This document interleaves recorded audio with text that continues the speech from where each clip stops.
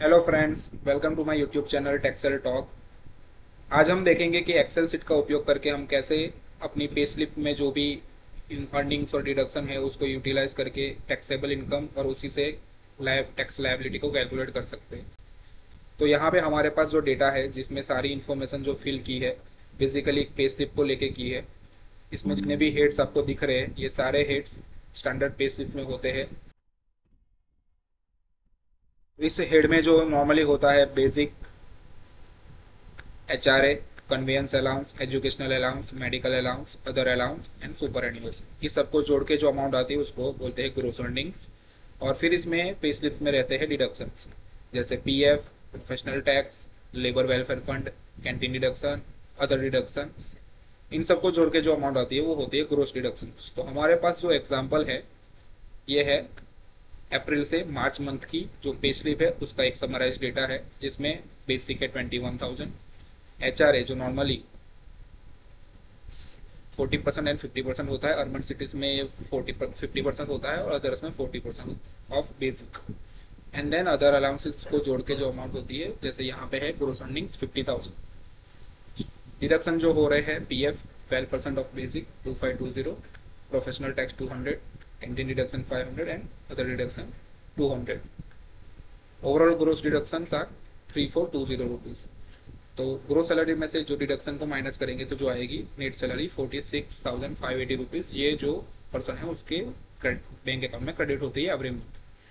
तो pay slip में जो ग्रोस अर्निंग है वो 50,000 है और नेट सैलरी जो है 46,580 है। इसको जोड़ के सालाना इनकम आ जाएगी। तो सालाना बेसिक है 2.52 लैक्स, HR है 1.26 लैक्स, ओवरऑल ग्रोस अर्निंग साल की 6 lakhs, gross deduction 41,000 and net income साल की 5,58,948 रुपीज। तो यहाँ तक आ गया gross earning of the person for year 6 lakh.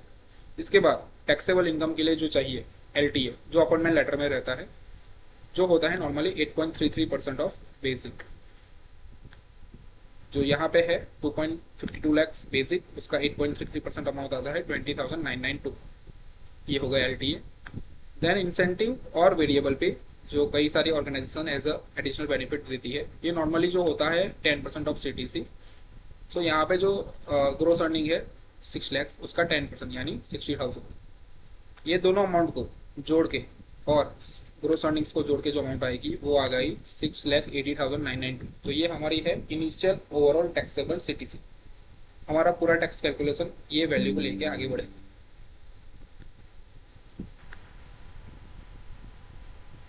So 6,80,992 overall earning से LTA, इंसेंटिव और ग्रोस अर्निंग पे स्लिप्स का जोड़ के।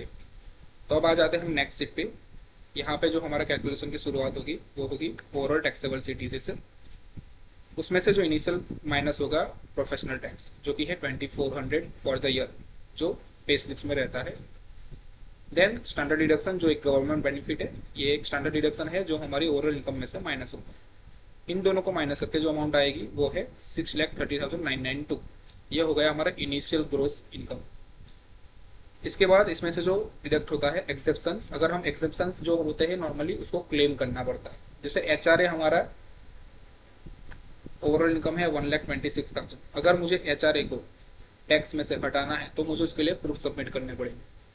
तो उसके लिए जो प्रूफ होते हैं नॉर्मली रेंट स्लिप होती है और रेंट एग्रीमेंट होता है। तो यहाँ पे HRA जो क्लेम किया है, HRA क्लेम पूरा नहीं होता है नॉर्मली। जैसे यहाँ पे 8,000 रुपीज मंथ का रेंट है जो साल का हो जाता है 96,000, बट HRA क्लेम होगा 70,800 रुपीज ओनली। ये कैसे होगा?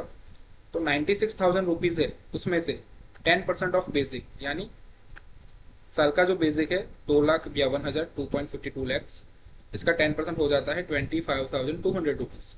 सो 96,000 में से 25,200 रुपीज को माइनस करके जो अमाउंट आएगी वो आएगी 70,800।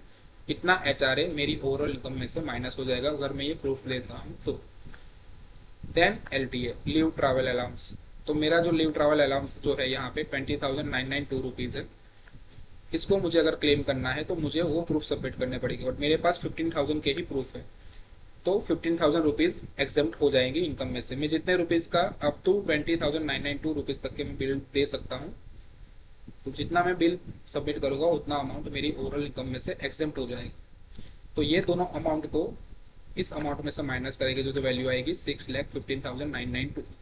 तो ये मेरा ग्रोस इनकम हो गया after standard deduction, after professional tax deduction, after exceptions claims. अभी आ जाता है इन्वेस्टमेंट्स। तो फर्स्ट कॉमन इन्वेस्टमेंट क्लॉज है एटीसीसी, जिसमें पीएफ यानी कि जो एम्प्लॉई का पीएफ कंपोनेंट है जो हमारी पे स्लिप में होता है। तो साल का पीएफ कट रहा है 30,240 रुपीज़, तो ये आ जाएगा एटीसीसी में। देन पब्लिक प्रोविडेंट फंड जो खुद से हम ओपन करवा सकते हैं, जो मैं 30,000 यहाँ पे मैंने एग्जाम्पल में मेंशन किया है। होम लोन अगर मैंने ले रखा है तो उसका जो प्रिंसिपल अमाउंट है 20,000 रुपीज़ ये आ जाएगा। एफडी की है मिनिमम 5 साल की टैक्स सेविंग एफडी, अगर 10,000 की है तो 10,000 अमाउंट आ जाएगी। चिल्ड्रन का educational fee up to 2 child, अगर मैंने 50,000 का यहाँ पे एग्जाम्पल में मेंशन किया है। एलआईसी, अगर मैंने कोई एलआईसी इन्वेस्टमेंट किया है उसका 20,000 का प्रीमियम अगर पे किया है तो इसमें आ जाएगा। म्यूचुअल फंड जो एटीसीसी एलिजिबल है, अगर ऐसे कोई म्यूचुअल फंड ने लिया है तो वो भी एटीसीसी के अंदर यहाँ पे आ जाएगा। अभी इसका जो टोटल है वो अगर 1.5 लाख के ऊपर जाएगा तो 1.5 लाख तक की अमाउंट मेरे इनकम में से माइनस होगी। अगर ये 1.5 लाख से कम है, जैसे यहाँ पे 1,25,240 रुपीज़ है, तो उतनी ही अमाउंट मेरी ओवरऑल इनकम में से माइनस होगी फॉर टैक्स कैलकुलेशन। देन एटीसीसी के अलावा जो भी बेनिफिट है एटीसीसीडी 1B इन्वेस्टमेंट यानी पेंशन फंड। जैसे नेशनल पेंशन स्कीम है जो गवर्नमेंट ही ऑपरेट करती है, इसमें अगर हम पैसा इन्वेस्ट करते हैं तो अप टू 50,000 हम एडिशनल इनकम बचा सकते हैं। तो जैसे यहाँ पे एग्जांपल में हमने 30,000 इन्वेस्ट किया है तो 30,000 रुपीज़ ही माइनस होगा। अगर मैं 60,000 इन्वेस्ट करता हूँ तो 50,000 ही माइनस होगा, क्योंकि 50,000 इस क्लॉज की लिमिट है। इसके बाद हो जाता है मेडिक्लेम, जो कि सेल्फ डिपेंडेंट के लिए होता है तो 25,000 की लिमिट है, और अगर हम पेरेंट्स के लिए लेते हैं तो 50,000 की लिमिट है। तो मैंने यहाँ डिपेंडेंट्स के लिए 20,000 का प्रीमियम भरा है मेडिक्लेम का, तो 20,000 रुपीज़ मेरी इनकम में से माइनस होगा। अगर ये अमाउंट 25,000 को क्रॉस करती है तो यहाँ पे 25,000 माइनस होगा। अगर हमने पेरेंट्स के लिए मेडिक्लेम लिया है तो ये अमाउंट 50,000 तक हम क्लेम कर सकते हैं। इसके अलावा फाइनल एक जो बेनिफिट है होम लोन, जो नॉर्मली हर एक पर्सन लेता है। होम लोन का जो इंटरेस्ट कंपोनेंट है वो अप टू 2 लाख तक टैक्स से माइनस किया जा सकता है। तो जैसे यहाँ पे मैं अगर साल में 1.5 लाख का टैक्स भर रहा हूँ तो 1.5 लाख की जो मेरी इनकम में से वैल्यू माइनस हो जाएगी। अगर मैं 2,10,000 का इंटरेस्ट पे कर रहा हूँ फिर भी ये अमाउंट होगी 2 लाख, बिकॉज 2 लाख इस क्लॉज की लिमिट है।